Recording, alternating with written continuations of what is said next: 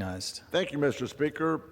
Mr. Speaker, I rise today in strong support of S.J. Res 31, a resolution that pushes back on yet another outrageous overreach by the Biden-Harris EPA, which spent the last 4 years tying the hands of America's energy producers and undermining our position as a global energy leader.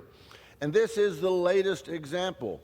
This joint resolution providing for congressional disapproval under Chapter 8 of Title 5 United States Code of the rules submitted by the Environmental Protection Agency relating to review of final rule reclassification of major sources as area sources under Section 112 of the Clean Air Act. This common sense resolution, led by my good friend Senator Curtis of Utah, and carried in the House by my good friend, Representative Fedorchak, along with support from Representatives Baldrus and Allen, pushes back on a deeply flawed EPA rule that is yet another blow to American energy producers, manufacturers, as well as small businesses. What does this rule do? Well, it shackles businesses with burdensome red tape under what's called the, quote, once in, always in, quote, policy.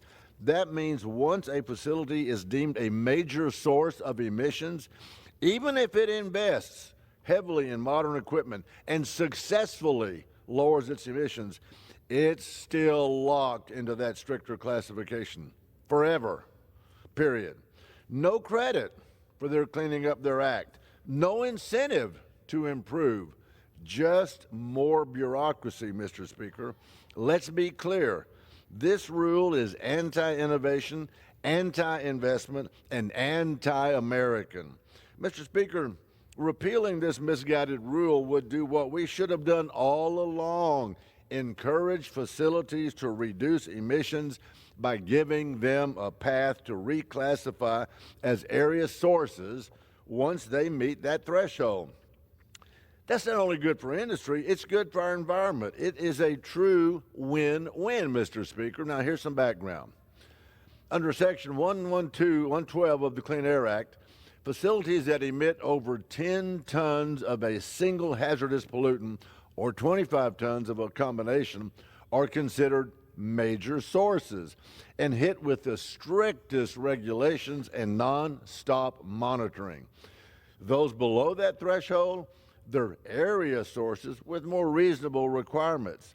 But, once again, the old once in, always in, Mr. Speaker rule, cooked up during the Clinton administration, locked companies into major source status forever, even if they have dramatically reduced their emissions. That's just plain wrong. Thankfully, in 2020, the Trump administration corrected this nonsense. They rightly said that the Clean Air Act doesn't prohibit facilities from reclassifying if and when they reduce emissions below the legal threshold. And you know what? That rule actually worked. It encourages improvements. Businesses responded. Under the Biden-Harris rule, companies have absolutely no incentive to decrease their emissions. We should encourage industries, Mr. Speaker, to lower their emissions and allow them the possibility of reclassifying as an area source if they can successfully reduce their emissions. U.S. emissions have already decreased over the past 2 decades, even as our energy production has hit record highs. That's not government regulation. That's American innovation. American industry relied on the Trump rule to make progress in reducing emissions. And yet, under this new EPA rule, companies that did the right thing under the Trump era guidance, those that cut emissions are actually being punished. That's not environmentalism. That's government overreach, plain and simple. Let me be clear, Mr. Speaker. This resolution does not strip the EPA of its authority to regulate air pollutants. It doesn't. It simply returns us to the common sense, pro-growth, pro-clean air policy of the Trump administration. If a business steps up and reduces its emissions, it ought to be rewarded, not handcuffed. So, I urge my colleagues, stand with the American worker. Stand with American innovation. Vote yes on S.J. Res 31. And with that, Mr. Speaker, I reserve my time.